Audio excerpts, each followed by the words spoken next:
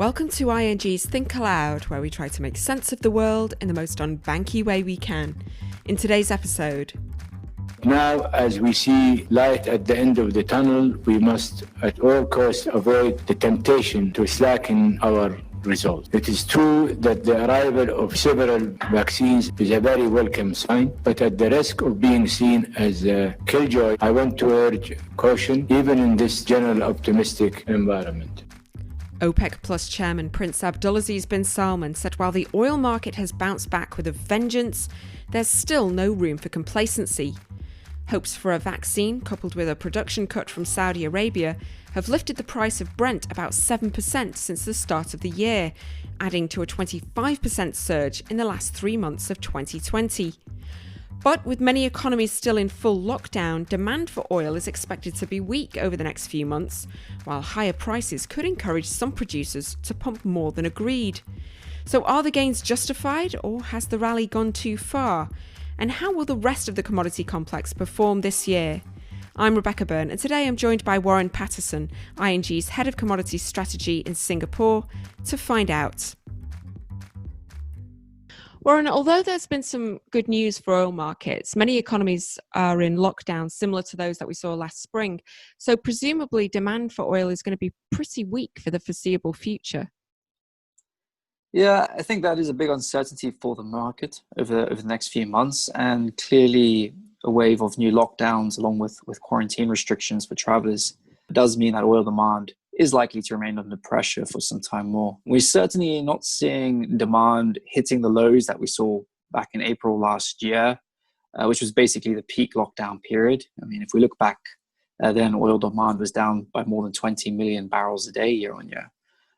At the moment, it's estimated that oil demand is down by around 7.5 million barrels a day from January 2019 levels. Looking forward, we should continue to see demand creeping higher over the course of the year, assuming we don't get, obviously, any nasty surprises. But it's the second half of this year where I think we should see a stronger rebound in oil demand. And that's largely due to the expectation that as vaccinations become available to larger parts of the population, that demand will make a quicker rebound. For 2021, we are expecting oil demand to grow by more than 6 million barrels a day year on year. But that still leaves it, below 2019 levels after the 10 million barrel a day demand hit we saw in 2020. Right. Well, the market is certainly very optimistic. There's been a significant rally in the past few months. Obviously, the vaccine news and the Saudi oil cut have been very helpful. But has the rally gone too far? We remain constructive on oil in the medium to long term. The expected demand recovery, along with continued supply cuts, should tighten the market. And that's why we're expecting Brent to average $60 a barrel in the fourth quarter and then $65 in 2022. However, in the near term, I think there is some downside risk. The market has done a lot in quite a short period of time. Yes, there have been a number of constructive developments recently. The additional Saudi cuts were a big surprise to the market and should help to ensure the market continues to draw down inventories. However, the big uncertainty I mentioned earlier is how demand will evolve over the next several months. A large part of the rally in the market is around vaccine optimism. But let's be honest, we're still very early on in the rolling out of vaccines. So it will be several months at least until we have seen a wider rollout, which would lead us to return to some form of normality. Right now, vaccines are having little impact on demand. And until we see a larger portion of the population vaccinated, there's still the very real risk that we see further waves of COVID-19 and as a result, further potential lockdowns.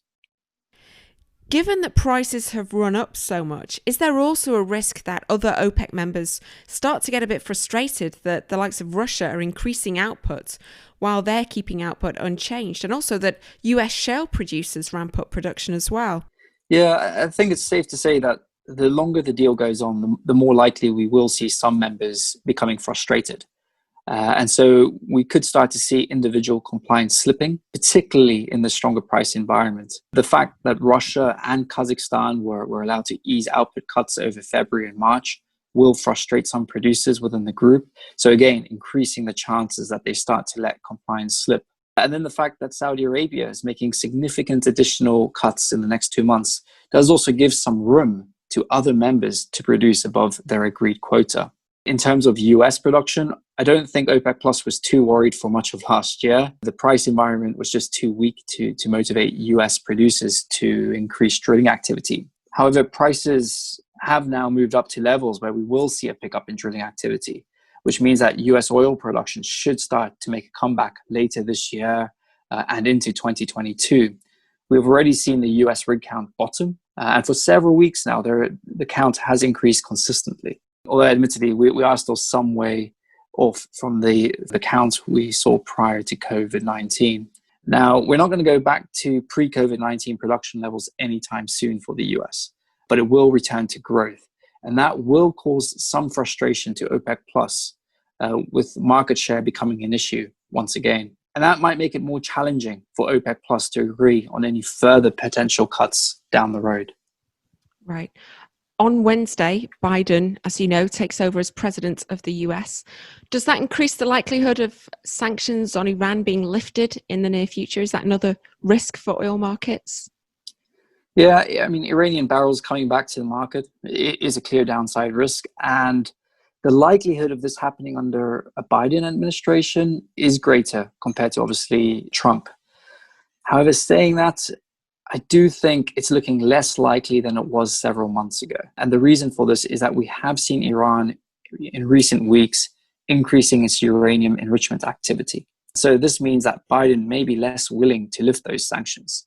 But if we were to see the US rejoining the nuclear deal and sanctions lifted, this does mean that there's potential for anywhere between 1.5 to 2 million barrels a day of supply returning to the market. Now, our view is that if this happens, it wouldn't be anytime soon. I mean, just from an operational point of view, this is something that will take some time. It's not just a flipping of a switch.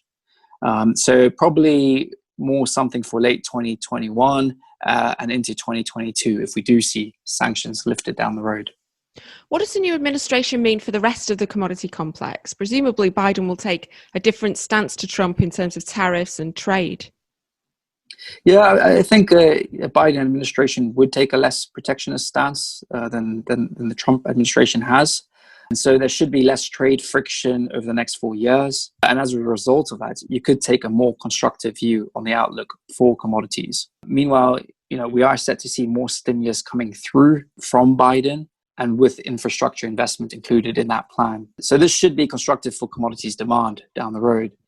Meanwhile, further stimulus should also mean a weaker US dollar, which should again be supportive for the commodities complex. So you're quite optimistic about the outlook for commodities in general this year. What else is driving that optimism, and which commodities do you think will be the best performers? So there's several reasons behind this view. I mean, firstly, we are in a weaker dollar environment, which is supportive for the commodities complex. And our FX team continue to believe that we will see further weakness in the dollar as we move through the year. So it should continue to offer a helping hand to commodities. Then there are growing inflation expectations, given the very loose monetary policy that we have seen from central banks around the world. And as a result of this, investors are keen to increase their exposure to the commodities complex. And clearly, we have already seen signs of this so far this year. No matter where you look across the complex, we are seeing speculative buying, be it energy, metals, or agri. Then when you throw in the assumption that we will see a recovery in the global economy this year, it only makes commodities a more attractive asset class for investors. Fundamentals are also looking better this year, and that's based on the fact that we will see a recovery in demand for most commodities. Saying that, though, I do think we will need to keep an eye on Chinese demand.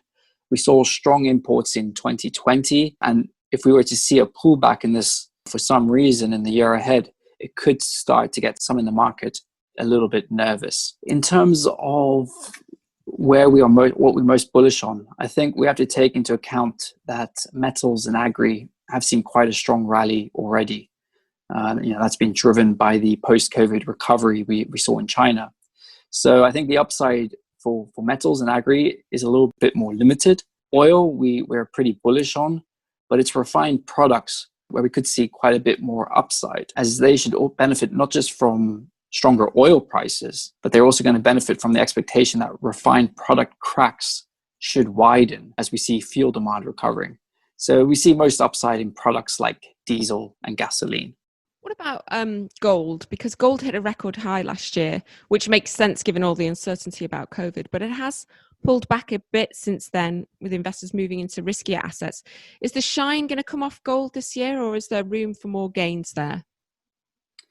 Yeah, I think the vaccine news has given investors another push towards risk assets, and that obviously has weighed on gold. And more recently, we have started to see US Treasury yields rising. And again, that is a move which is not great for gold, with it obviously increasing the opportunity cost of holding gold. However, saying that, we still hold a constructive view and do believe that it could revisit the highs from last year. Rising inflation expectations does make gold still fairly attractive, while obviously the view that we will see a weaker dollar only provides further support as we move through the year. Okay, Warren Patterson, Head of Commodities Strategy. Thanks very much. Thank you very much. This podcast has been prepared by ING solely for information purposes, irrespective of a particular user's means, financial situation, or investment objective.